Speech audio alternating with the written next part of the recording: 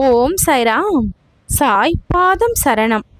யாருடைய தேவைகள் பூர்த்தியாக போகின்றதோ, யாருடைய வேண்டுதல்கள் நிறைவேறப் போகின்றதோ, யாருடைய கஷ்டங்கள் தீரப்போகின்றதோ அவர்களால் இந்த அத்தியாயத்தை நிச்சயமாக முழுமையாக கேட்டு பலனை பெற முடியும். அந்த வகையில் இன்னைக்கு உள்ள வந்திருக்கிற அத்தனை சாய் பக்தர்களுக்கும் என்னுடைய வணக்கங்கள். இன்னைக்கு அத்தியாயம் 6ல் நாள் 6ல் குருவினுடைய கை தீண்டலினால் ஏற்படும் விளைவு. இந்த அத்தியாயம் மிகவும் ஆழமான ஆன்மீக உண்மையை சொல்லுது. ஒரு உண்மையான குருவினுடைய தொடுதல், அதாவது ஸ்பரிசங்கிறது சாதாரண இல்ல, அது வாழ்க்கையை மாற்றும் சக்தி கொண்டது. ஒரு சத்குரு தனது கை தீண்டலால் மனதினுடைய குழப்பங்களை அகற்றுகிறாரு, கர்ம பந்தங்களை கரைக்கிறாரு, ஆன்மீக விழிப்புணர்வை எழுப்புறாரு. இந்த அத்தியாயத்தில் சொல்லப்படக்கூடிய அர்த்தம், சாய்பாபா போன்ற மகான்கள் ஒரு மனிதனை வார்த்தைகளால் மட்டுமல்ல தொடுதலின் மூலம் கூட மாற்றிவிட முடியும். அந்த கைத்தீண்டல் என்பது ஆசீர்வாதம், சக்தி பரிமாற்றம், குருவினுடைய கிருபை. ஆன்மீக வழியில் விளக்கம் கொடுக்கணும்னா, ஒரு குருவின் கை தீண்டல் கிடைக்கும் பொழுது உள்ளம் அமைதியாகும், பயம் குறையும், நம்பிக்கை அதிகரிக்கும், வாழ்க்கையில் மாற்றம் ஆரம்பமாகும். குருவினுடைய அருள் கிடைத்தால் கடினமான விஷயங்களும் எளிதாகும்.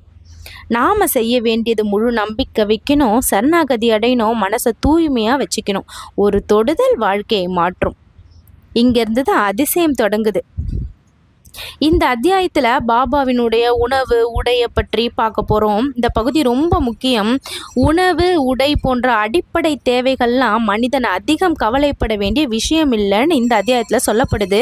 குருவினுடைய அருளால் அத்தனையும் கிடைக்கும்னு சொல்லப்படுது.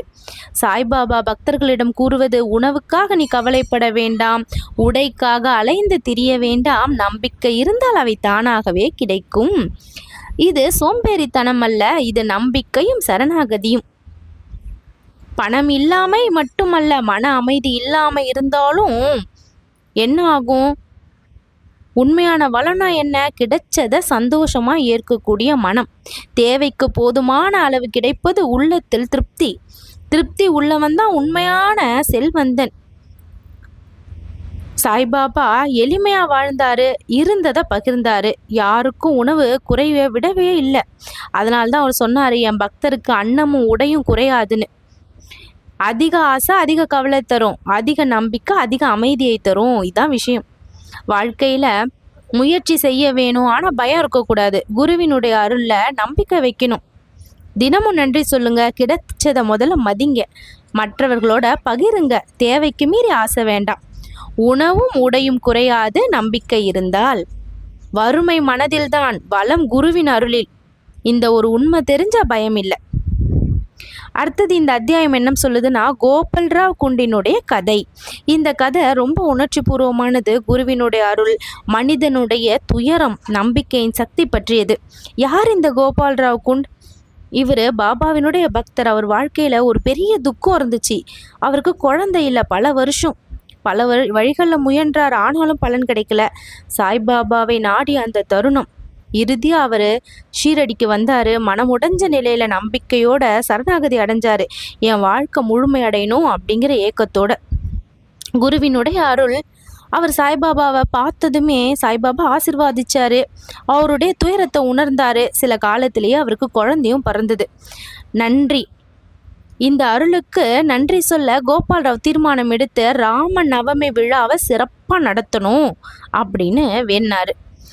அவர் தொடங்கிய அந்த விழா ஷீரடியில் ஒரு பெரிய திருவிழாவாக மாறிச்சு. இன்னைக்கு வரைக்கும் அந்த விழா நடைபெறுது. அதுதான் அந்த பக்தனினுடைய நன்றியின் சின்னம். இந்த கதையினுடைய ஆழமான பாடம் என்ன? குருவிடம் நம்பிக்கை வச்சா தாமதமாக இருந்தாலும் அருள் நிச்சயம் கிடைக்கும். துயரத்திலிருந்து நம்பிக்கை, நம்பிக்கையிலேருந்து அருள், அருள் வழியாக நன்றி சொல்லுவோம். இதுதான் வாழ்க்கையின் வழி. பிரச்சனை எவ்வளவு பெருசாக இருந்தாலும் குருவினுடைய அருள் இருந்தால் முடிவு மாறுங்க.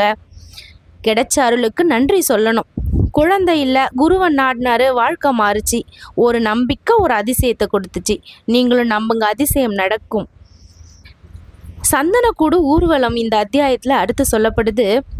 இந்த பகுதி ஷீரடியில் நடந்த ஒரு அழகான ஒற்றுமையினுடைய சின்னம். இது மதங்களை கடந்த மனிதர்களை ஒன்றிணைத்த நிகழ்வு. அப்படி என்னங்க இந்த சந்தனக்கூடு? சந்தனக்கூடு ஊர்வலம் அப்படிங்கிறது சந்தனம் நிரம்பிய ஒரு பாத்திரத்தை அலங்காரம் பண்ணி ஊர்வலமாக எடுத்து போகிறது.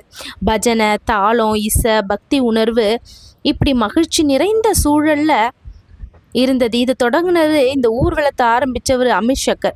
அவர் ஒரு முஸ்லீம் பக்தர். சாய்பாபா மேலே மிகுந்த நம்பிக்கை கொண்டவர். சாய்பாபாவினுடைய அனுமதியை வாங்கி இவர் பாபா உடனே ஒப்புக்கொண்டார்.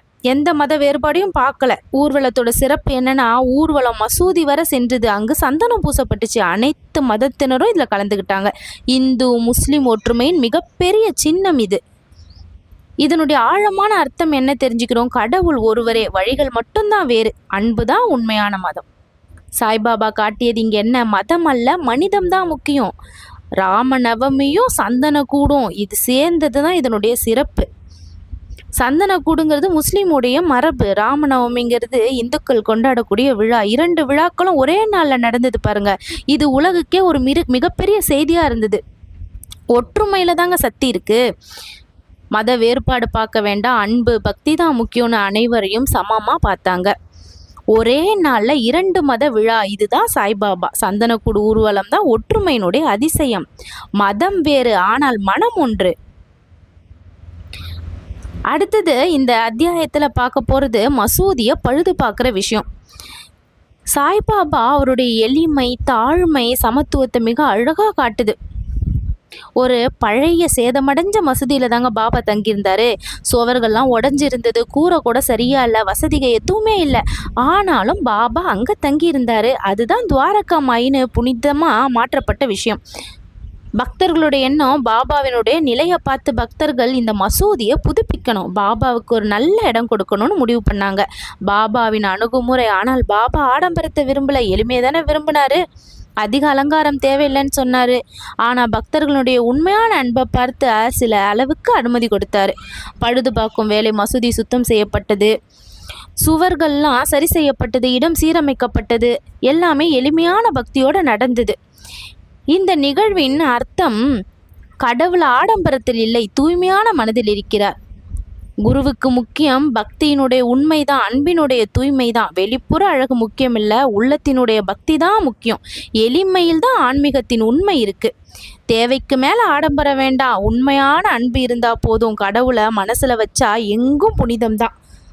சிதைந்த மசூதி புனித துவாரகமாய் ஆனது. அழகு அல்ல, ஆனாலும் அங்கே கடவுள் இருந்தார். எளிமை தான் உண்மையான பக்தி.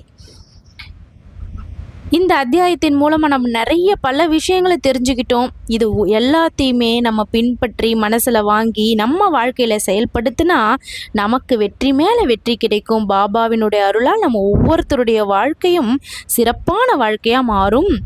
ஓம் சாய்ராம்.